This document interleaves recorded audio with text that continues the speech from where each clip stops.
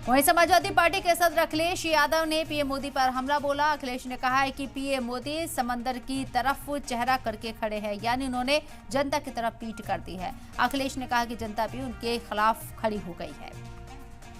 नहीं, अभी कुछ नहीं कहना है। कहना क्या है कि इंडिया गठबंधन की सरकार बनने जा रही है। कितनी सीटें आएंगी, क्या लगता है अखिलेश? देखिए, जो आप लोग कर रहे हैं, देखिए सबसे बड़ी बात है कि जो आप लोग करेंगे वो नहीं होना है। होना तो वही है जो अभी है, लेकिन आप लोग अधिकारियों पे साइकोलॉजिकल दबाव बनाना चाहते हैं, तमाम लोग, जिसका दाना उसका गाना।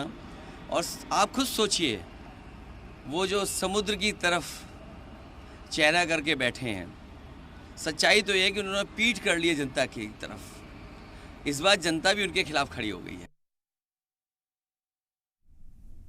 इतने इंडिया गठबंधन को जिताने का काम और भारतीय जनता पार्टी को पलट दिया। अगर पलट दिया उन्हें तो कितनी सीटें हुई उनकी? 4 तारीख को ध्यान वाले हम गायब हो जाएंगे।